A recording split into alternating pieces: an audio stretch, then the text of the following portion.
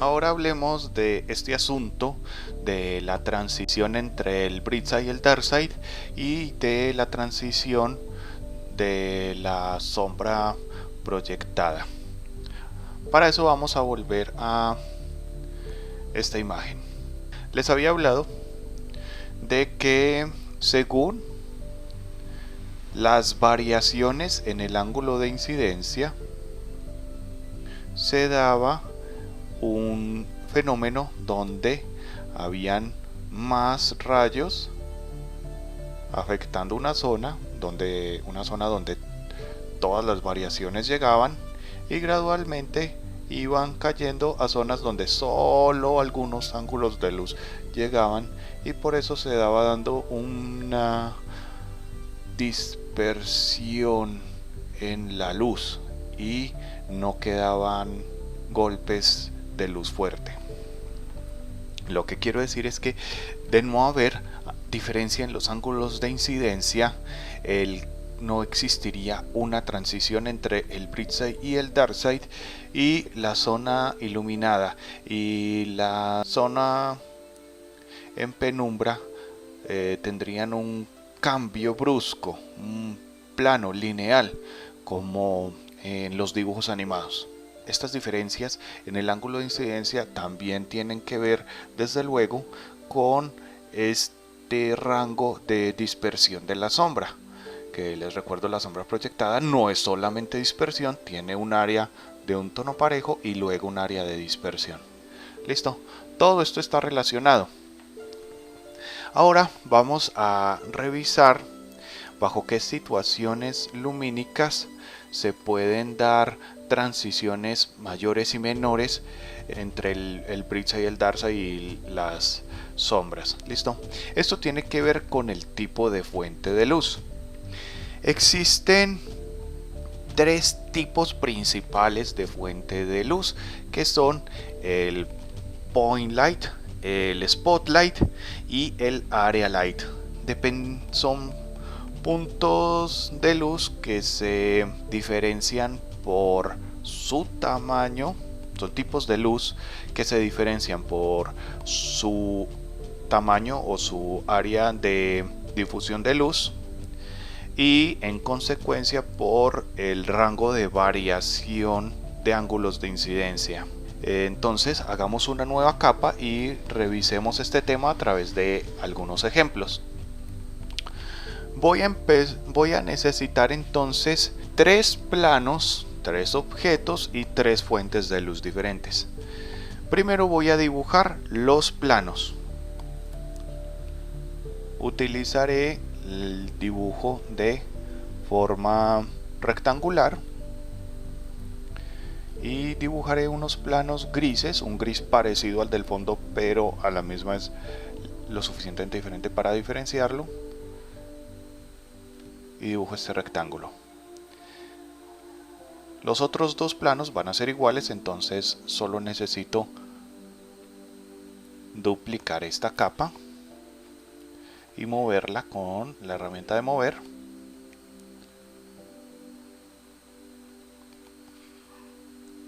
Listo.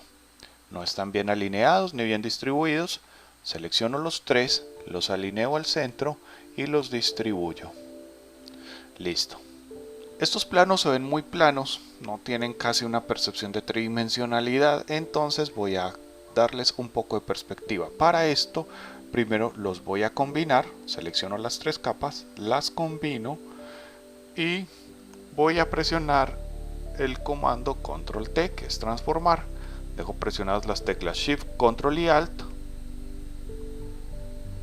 Selecciono esta esquina y le implico algo de perspectiva a estos planos.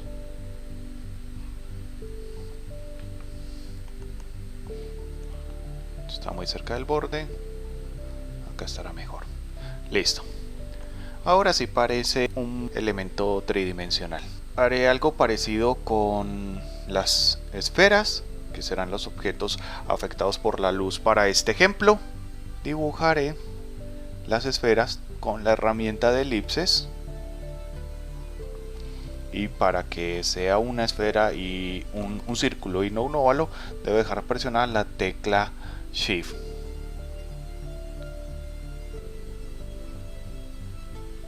¿Esto estará bien? Trato de centrarla según lo que podría ser el centro del plano. Duplico la esfera.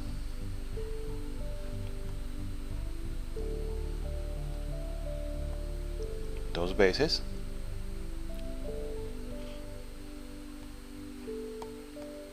Más o menos acá. Selecciono las tres esferas. Voy a alinearlas y a distribuirlas adecuadamente en el espacio. Ahí están bien distribuidas. Creo que esta puede ir una pizca más hacia arriba y esta una pizca más hacia abajo. Creo que ahí estarían mejor.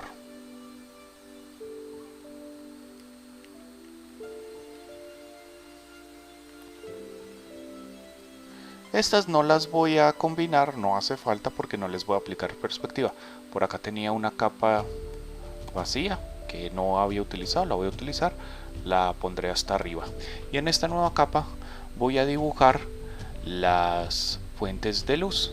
Para que me queden bien alineadas con las esferas, voy a utilizar una herramienta que apenas vamos a utilizar, y es esta regla. Si no les aparece esta regla, la pueden visualizar por la pestaña vistas y le dan clic a esta pestañita que dice reglas y les aparece. Entonces voy a hacer una regla al centro de las esferas y me puedo dar cuenta que no están bien centradas con los planos. Entonces voy a hacer la guía mejor al centro del plano, reubico las esferas para que queden mejor distribuidas. Listo, las vuelvo a alinear y a distribuir, y ahora sí voy a la capa en la que voy a dibujar los diferentes tipos de fuente de luz. Entonces, como les decía, son tres, que son el point light, el spotlight y el area light. Por acá estará bien. Entonces el primero es un punto de luz hipotético infinitamente pequeño pero potente que crea una luz radial. Todas las fuentes de luz son radiales. Ahora les había hablado de incidencias de luz paralelas. Más tarde les explicaré por qué se representa la luz natural de esta manera, pero en realidad todas las fuentes de luz son radiales. ¿De acuerdo? El segundo tipo de fuente de luz es un spotlight. Este término se aplica a dos tipos distintos de luz, a uno que tiene un rango muy normal de dispersión de la luz, pero también se aplica a la luz dirigida. También revisaremos ese caso en el que se habla de una luz dirigida. Y el tercer tipo de fuente de luz es el area light.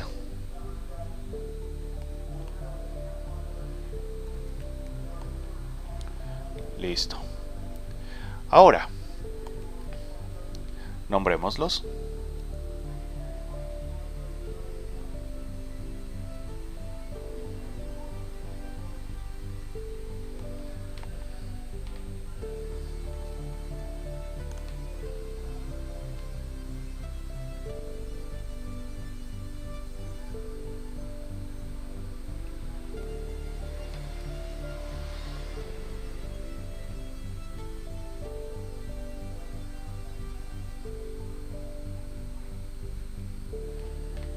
Muy bien, voy a poner esta capa en modo trama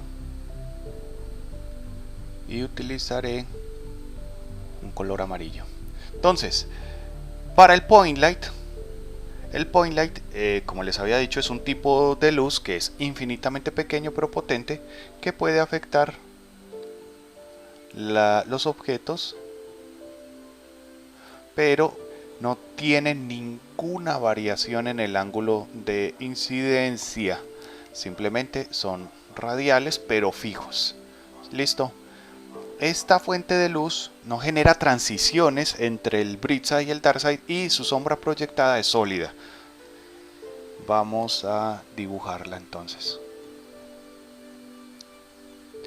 Para pintar esto voy a asegurar las capas, no se pueden desbordar.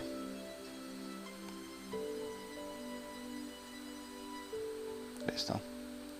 Cada una de las esferas la debo asegurar. Y ahora sí continúo.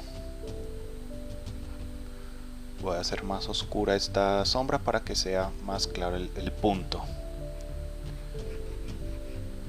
No habría transición entre el bright side y el dark side para este tipo particular de fuente de luz.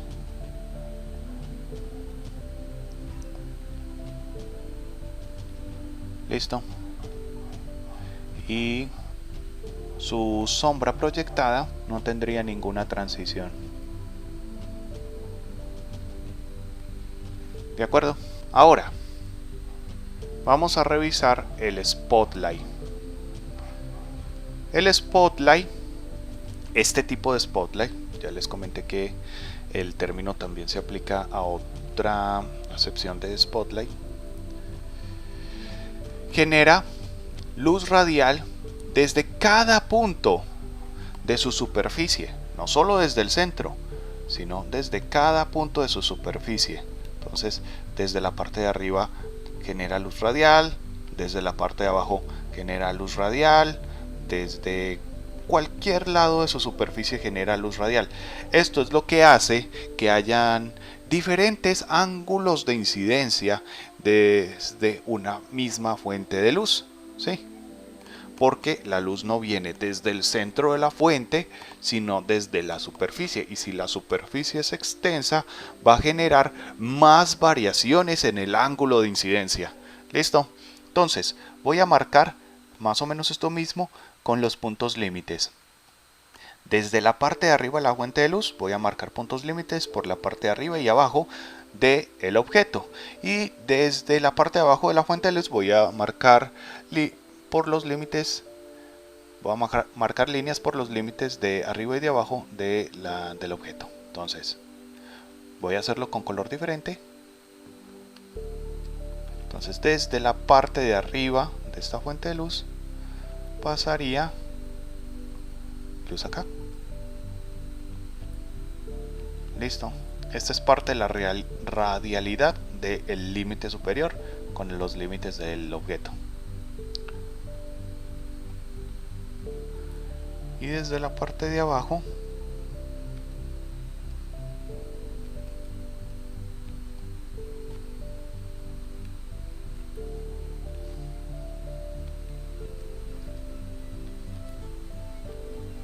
listo. Entonces acá vemos que existe, según el tamaño de la fuente de luz, una variación en los ángulos radiales. Esta variación es lo que determina que hayan puntos dentro de la forma que reciban un poco más de luz que otros, ¿sí? Si solo hubiera una fuente de luz, el cambio sería brusco, pero dado que hay diferencias en los ángulos de incidencia, va a haber partes de la forma que van a tener mucha, un poco menos y nada de incidencia de la luz. ¿Ok? Ahora vamos a ver cómo se representaría esto. Entonces, acá tendríamos un dark side bien definido, un bright side bien definido, y tendríamos una zona de transición.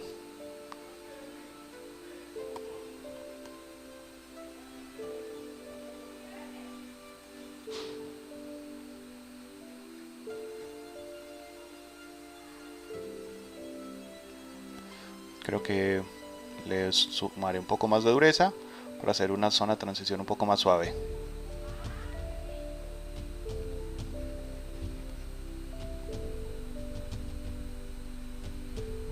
Listo.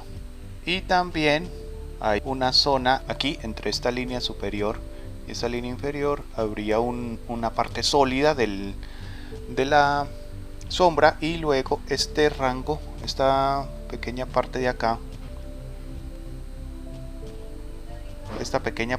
es la diferencia o el punto donde se da la transición entre la sombra proyectada y la parte iluminada. Vamos a tratar de imitar esto a través de graduar la dureza del pincel más o menos hasta acá, y acá estaría más o menos, estoy en la capa equivocada, y acá se daría más o menos ese fenómeno. Listo.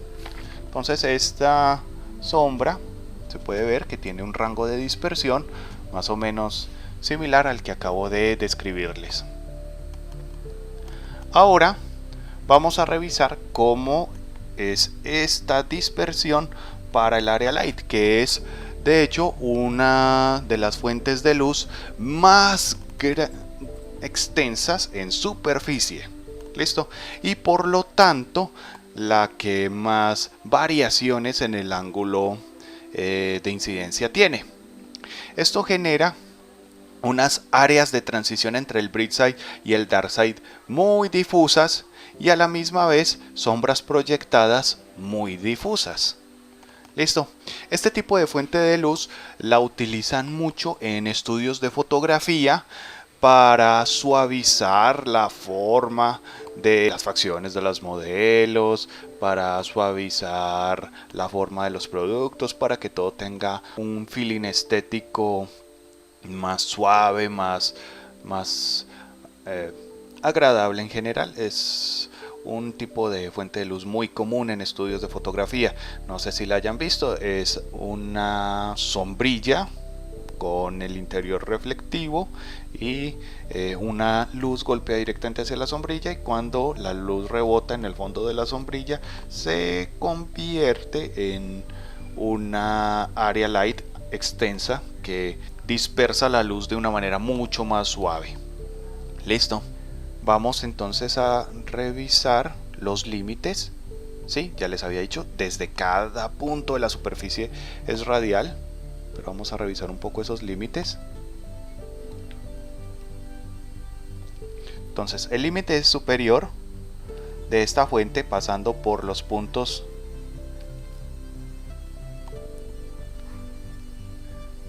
de arriba y de abajo,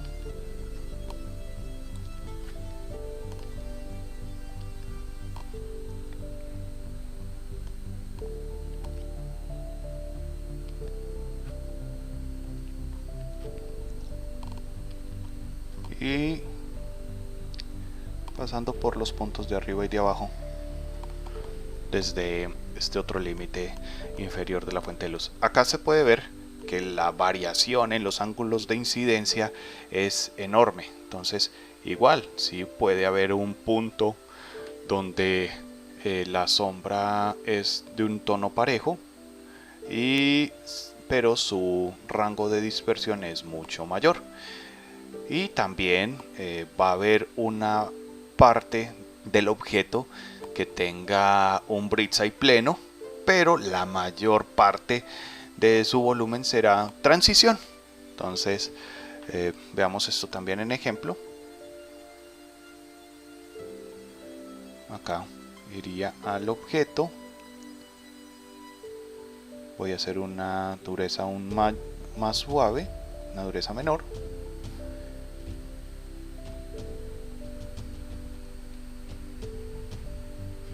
Toca revisar capa por capa porque no las he nombrado.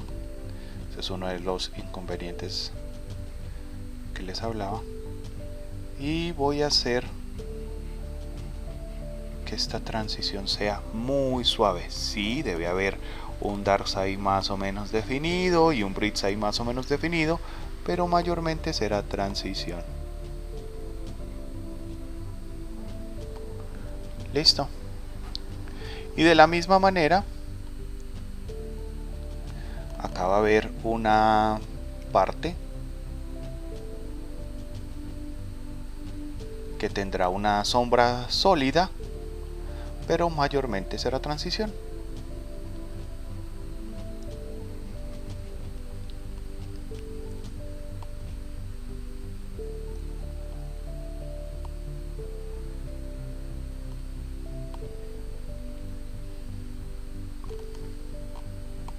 Listo. Voy a ocultar las guías. Entonces estas guías que salieron de la regla, yo las puedo visualizar u ocultar. Una herramienta que tengo por acá. Acá en vistas me aparecen las guías. Aquí en mostrar guías. Y las puedo apagar. Listo. Luego por la misma herramienta las puedo encender. Guías. ¿Sí?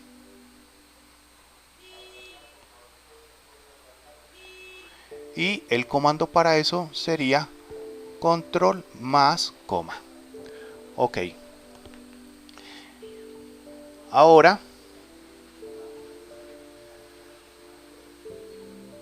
voy a ocultar también la capa en la que construí las luces y me queda este pequeño ejemplo de cómo se dan esas dispersiones entre el Brightside y el Darkside y la sombra, que es algo muy importante cuando estamos haciendo una representación volumétrica con este sistema que es lógico, consecuente, analítico, trata de estudiar cómo se comporta la luz en espacios físicos, y creo que es muy conveniente para entender cómo funcionan los sistemas de luz. Y ahora selecciono todas las capas, doy clic al icono de carpeta y le doy un nombre a esta carpeta. En este momento las llamaré tipos de luz. Listo. Muy bien. Ahora vamos a revisar cómo interactúa la luz con los objetos según la forma del objeto. Ya hemos visto repetidamente cómo interactúa la luz con una esfera, pero la luz no interactúa con toda la materia de la misma manera. La forma del objeto, la manera como está configurada su superficie, determina varios de los aspectos sobre cómo se distribuye la luz en esa superficie. Listo, entonces vamos a revisar cómo se hace el volumen para el cubo y para el cilindro, que son dos formas que complementan la forma de la esfera. Los vamos a ver inicialmente con una luz tipo spotlight y vamos a volver a dibujar una esfera, porque a partir de la esfera es que podemos revisar y contrastar los volúmenes de los otros dos objetos. Entonces hagamos una nueva capa para iniciar, y en esta nueva capa voy a dibujar un plano. Lo dibujaré más alargado para que me quepan 3 objetos. Este no lo dibujé con el dibujo de rectángulo, sino que lo hice con una selección.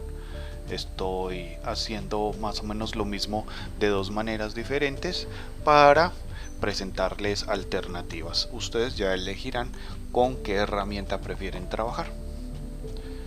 Hacer las formas por selección requiere 2 pasos: primero seleccionar y luego pintar. Por el otro método solo se necesita hacer una forma y ya. La esfera la haré en una nueva capa, la haré con la herramienta de elipse. Será un gris también, pero un poco más oscuro.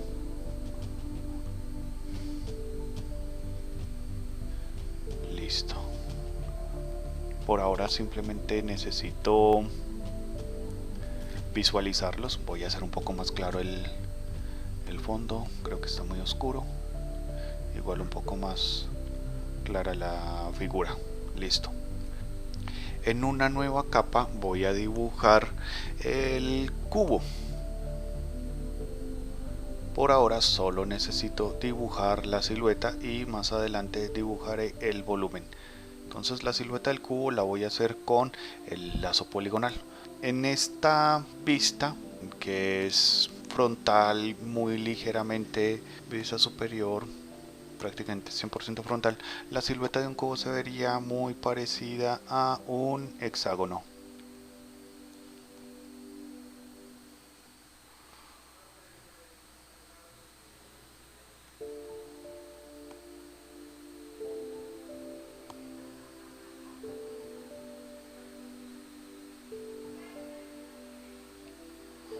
Esto funcionará bien como silueta y la pinto. Y ahora voy a hacer la silueta del cilindro. No están bien distribuidas las figuras, ahora las puedo seleccionar y usar la herramienta de distribución de contenido para distribuir de una manera más homogénea las figuras. Entonces, ese cilindro lo haré de la siguiente manera. Primero dibujaré una elipse. Esta elipse la puedo duplicar.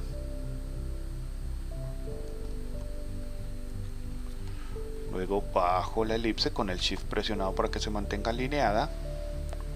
Entonces ahora tengo las dos elipses centradas igual, pero a una distancia diferente. Me determina la altura del cilindro.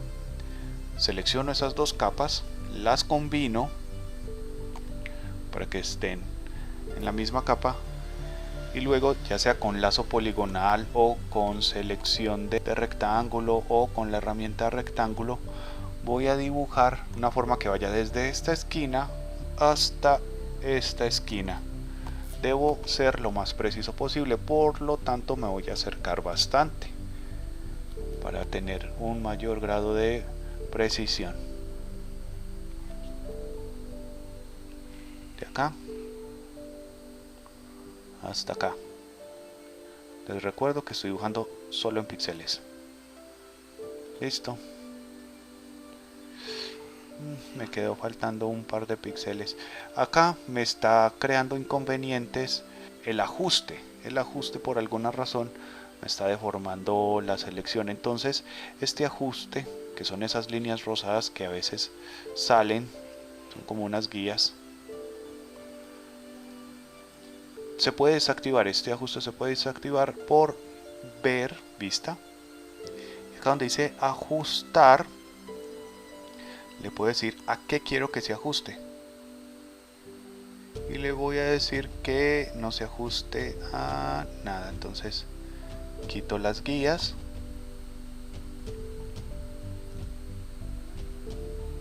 No, ya están quitadas. Entonces solo le voy a quitar el chulo de ajustar. Listo.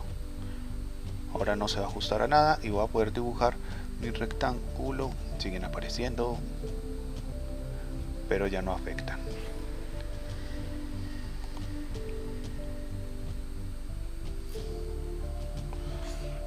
Quedó sobrando un cachito.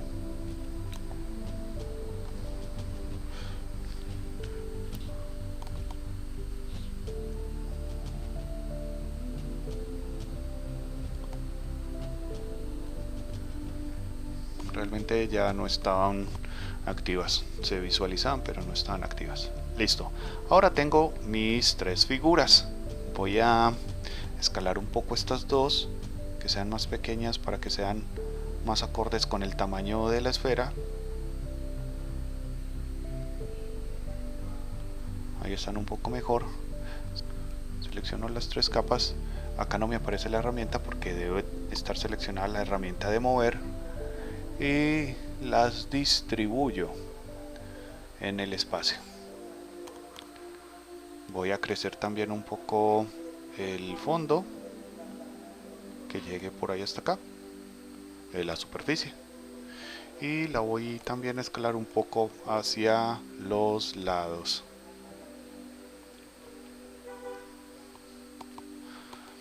Les recuerdo que esta herramienta de escalado se activa con el comando control T, transformar, y con enter, con doble clic o con un chulito que aparece en la parte de arriba se puede aprobar o desaprobar la transformación en que se le haya hecho al objeto.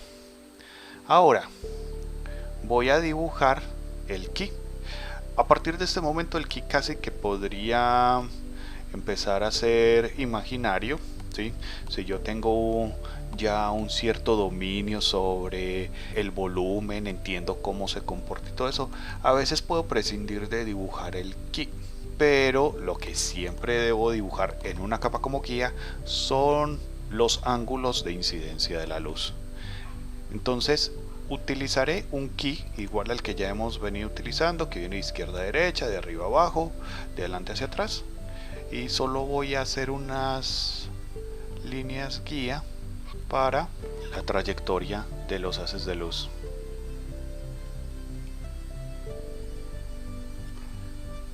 Entonces estos haces de luz vendrían más o menos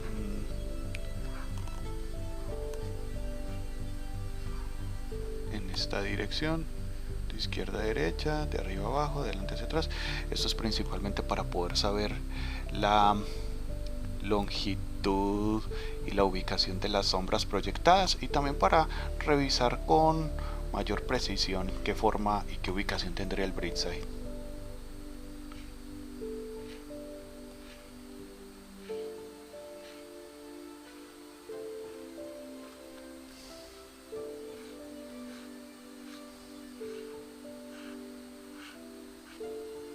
Listo.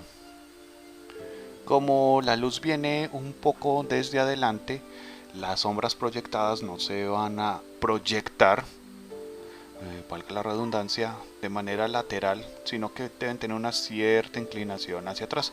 Por ejemplo, la sombra de la esfera pues igual sigue siendo un óvalo dibujado más o menos horizontalmente, pero cuyo punto de contacto no está centrado, cuyo centro no está alineado al punto de contacto de la esfera con la superficie, sino que está más atrás. Entonces por acá, según estas guías y según la proyección de la luz, más o menos por acá podría venir la sombra para la esfera. Esto es la tercera vez que lo vemos, pero es necesario porque a partir de la volumetría de la esfera determinamos la volumetría de los otros objetos. Ahora, de la sombra del cubo va a ser un poco más inclinada. Esta esquina va por ahí hasta acá y esta esquina por ahí hasta acá, entonces más o menos por acá podría ir la forma de la silueta. Tampoco la estoy haciendo con muchísima definición porque estas partes que están más distantes van a ser un poco más borrosas, ¿sí? Mientras más distante sea la proyección de la sombra al objeto, más desenfocada es. Entonces acá pues puedo relajarme un poco con respecto a la precisión de la forma, luego la voy a desenfocar. Y el cilindro tendría también una proyección más o menos así. Ahora, esta es una guía normal que normalmente hay que hacer, pero obviamente no forma parte del dibujo. Luego se oculta la capa, se elimina. Todo lo analizaré cuando sea el momento.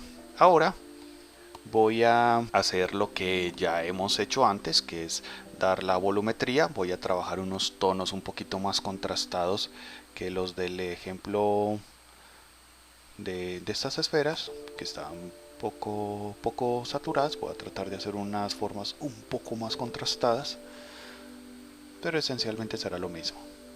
Entonces empezaré por definir el dark side de la esfera.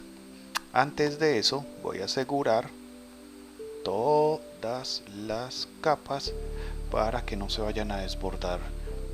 Entonces siempre aseguro este píxel después de haber hecho la silueta. Si no lo hago, cuando yo quiera llenar el volumen, pues va a ocurrir esto. Y es terrible. Para que no ocurra, lo aseguro. Así solo pinto dentro de lo que ya está pintado.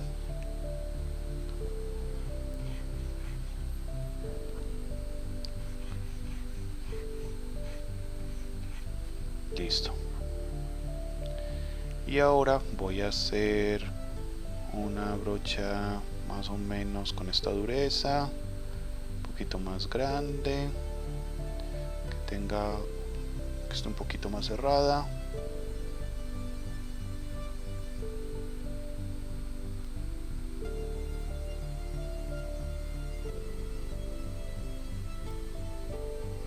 Más o menos ahí. Se parece bastante. Y con esto pues hago el volumen.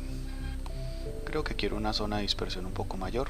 Tal vez sea un spotlight ligeramente cercano al área light.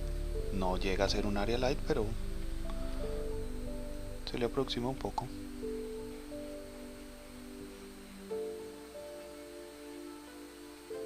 Todavía no me convence porque utilicé un pincel demasiado grande y se nota muy poco la forma elíptica de la dispersión.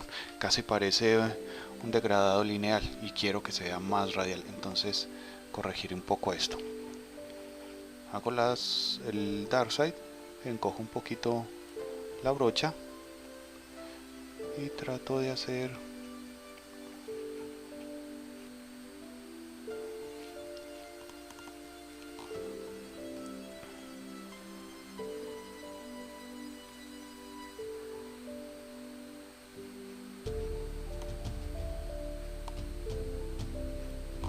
listo.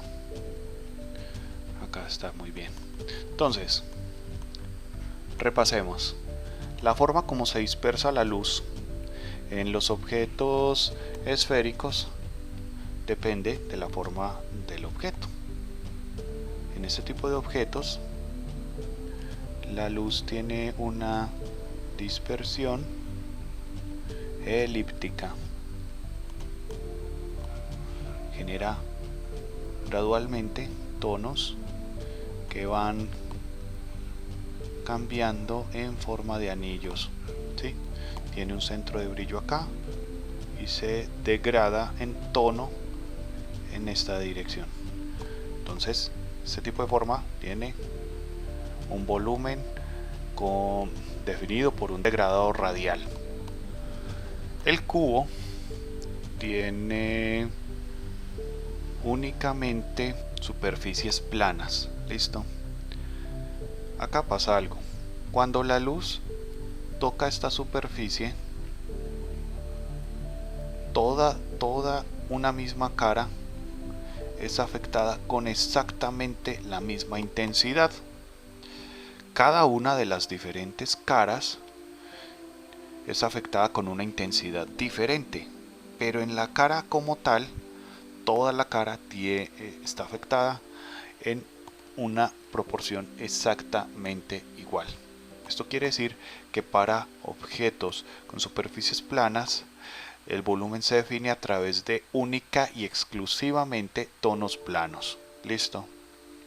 Esos tonos planos los voy a referenciar de la esfera. No puedo inventarme los tonos porque sí, tengo que usar la esfera como referencia. Ya hice una esfera, por eso hice la esfera, porque la esfera me va a servir como guía para los volúmenes de cualquier composición, de toda una composición. Siempre se empieza por una esfera y a partir de la esfera ya se estudian los tonos de los volúmenes en los otros objetos.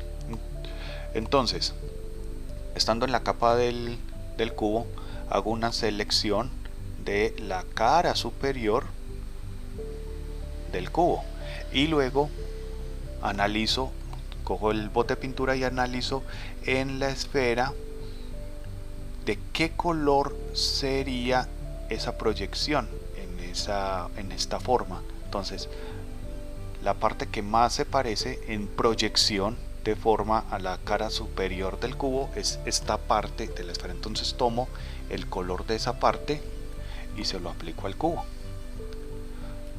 Luego selecciono la cara lateral izquierda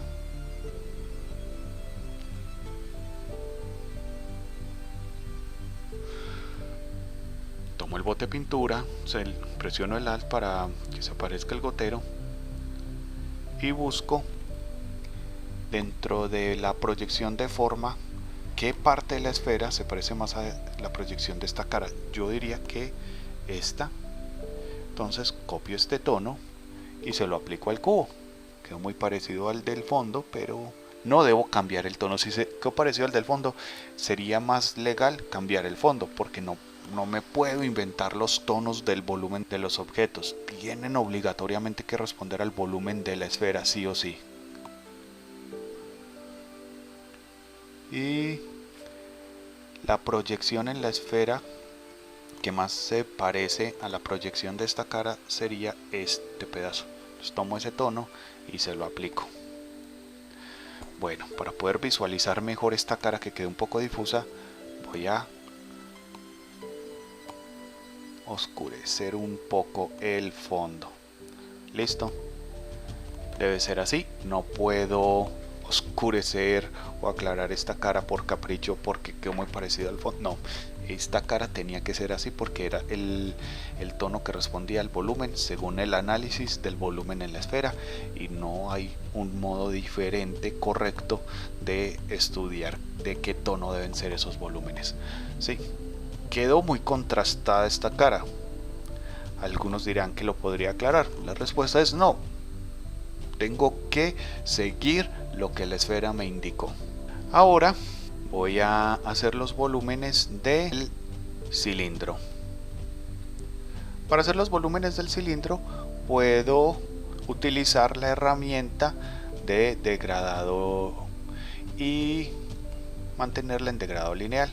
Entonces, lo que voy a hacer ahora es, en esta barra de color, me voy a copiar tono por tono los tonos de la esfera en su ecuador. ¿Sí? Entonces, este tono de acá sería este tono, primero en los extremos, ok. Este tono de acá sería este tono, el tono de la mitad, el tono de la mitad, este.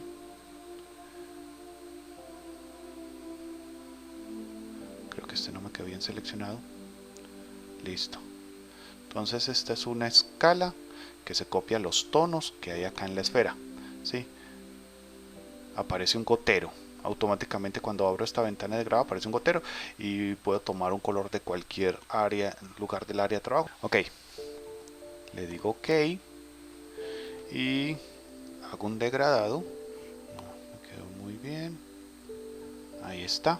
Es un degradado lineal que representa esta forma. Listo. ¿Cuál es la diferencia de este degradado? Como les había dicho, este degradado tiene una dispersión de tono por anillos, mientras que el degradado lineal solo tiene una dirección en la que cae el color y sus rangos de color van distribuyéndose de manera lineal, ¿sí? Por eso se llama así. Entonces, para las superficies esféricas se hace un degradado radial, para las superficies planas se hacen tonos planos y para las superficies cilíndricas degradados lineales. ¿Okay? Voy a seleccionar con la herramienta de elipse el área superior del cilindro. Voy a poner una guía por el tope de acá y otra por el tope de acá para poder iniciar el dibujo de mi guía a partir de este cruce, y así puedo seleccionar mejor esta cara. Listo. Entonces acá la seleccioné. Listo. Y esta cara superior va a tener el mismo tono que esta cara superior y el mismo tono que tendría la esfera en esta cara superior, ¿sí? Porque todos los objetos están siendo iluminados por la misma fuente de luz. Puedo pintarla con el bote de pintura, que genera unos pequeños fallos, entonces también está la alternativa, pintarlo con la brocha. Acá queda un pequeño fantasmita, lo borro a mano. Listo, entonces tenemos la volumetría base de los tres objetos. Mostrar, guías, listo. Las desactivo porque siempre son un poco incómodas. Entonces ya tenemos esta parte que es fundamental para el entendimiento de la representación de la luz. Y ahora vamos a ilustrar las sombras. Entonces voy a bajar la opacidad de la capa de las guías, que me permitan ver un poco hasta dónde llegan las sombras. Es importante que las pueda visualizar, y voy a dibujar la sombra de cada objeto en una capa separada. Las voy a hacer negras, 100% negras, y más adelante les bajo un poco la opacidad.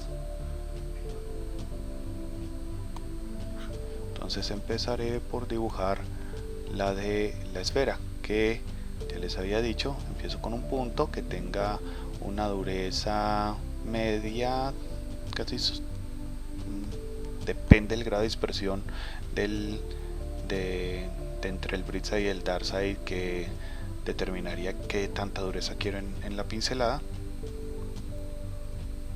Y creo una nueva capa para la sombra. Hago unas 2 o 3 puntos de presión hasta que se vea negra la sombra. Le digo control T,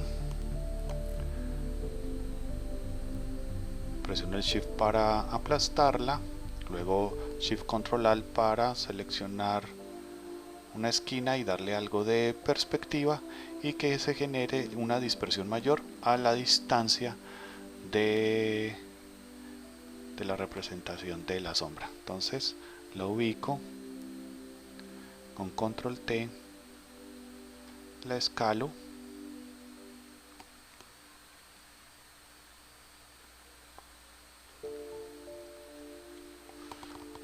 y acá tengo una sombra proyectada para esta forma. Listo. Primera sombra lista. Voy a hacer una nueva capa para la segunda sombra.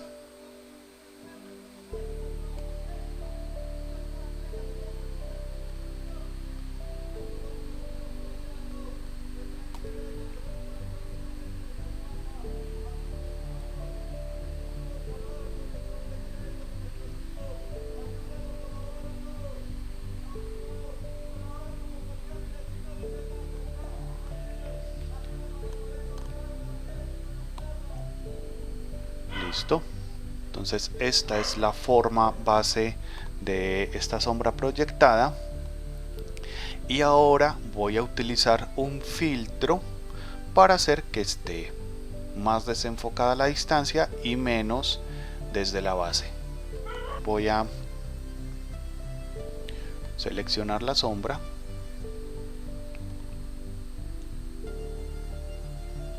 la voy a escalar un poco, solo en dirección hacia arriba hasta que quede casi plana, y acá la voy a desenfocar con el filtro que les acabo de mostrar. Listo. Entonces en este punto va a ser muy poco desenfocado, y en este punto va a ser bastante más desenfocado. Ok, listo.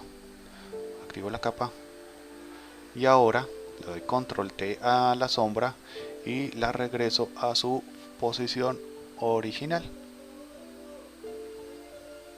Listo, acá.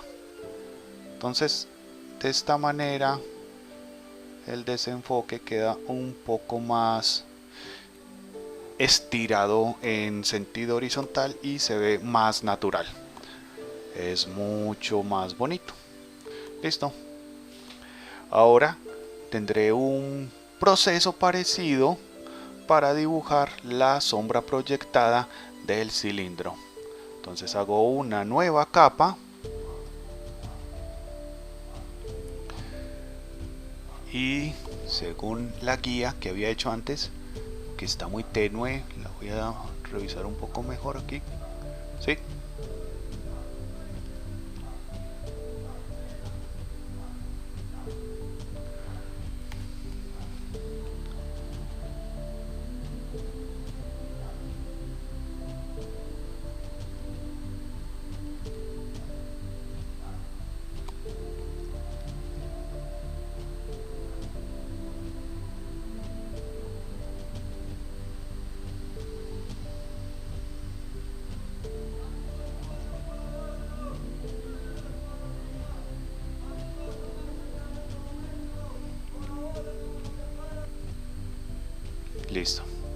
Esta sería la forma básica de esta sombra proyectada.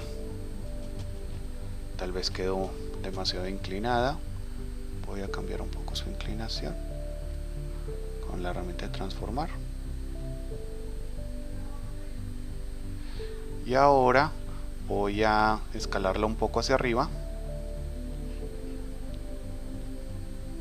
Y voy a utilizar el mismo filtro de hace un momento. Entonces filtro, galería de efectos de desenfoque, desenfoque de campo. Pongo un desenfoque pequeño cerca de la base y uno mucho mayor lejos de la base. Ok.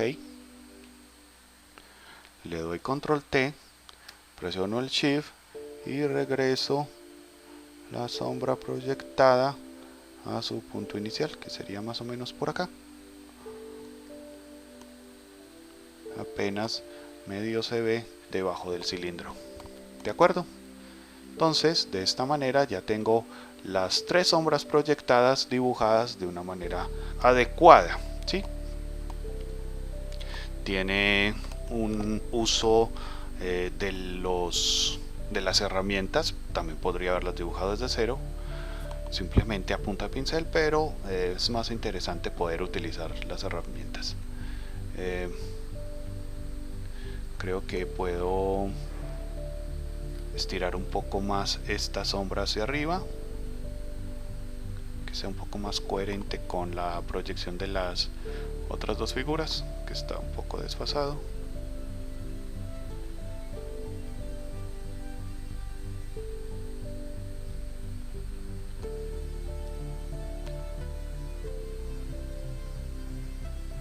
Tiene demasiada dispersión.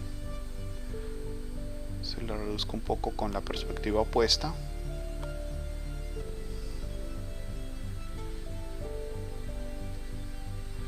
Y selecciono estas tres capas que son las sombras proyectadas y les reduzco a las tres la opacidad de manera simultánea hasta que me sienta como a gusto con el tono que representa esas sombras proyectadas.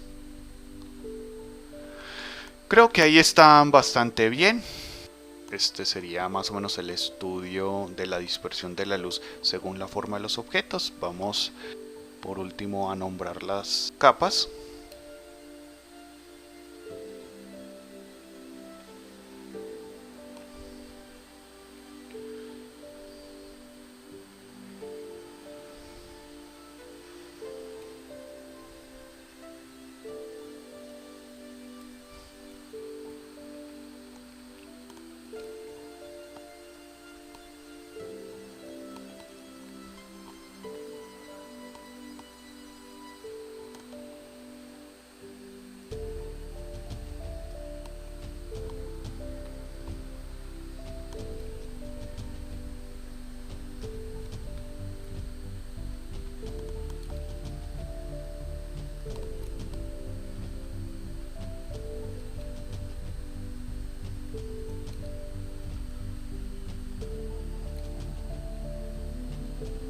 Listo, ya están nombradas y selecciono las capas, le doy clic al icono de carpeta y esta carpeta la voy a llamar luz y forma Spotlight, porque están definidas por el tipo específico de luz de un spotlight.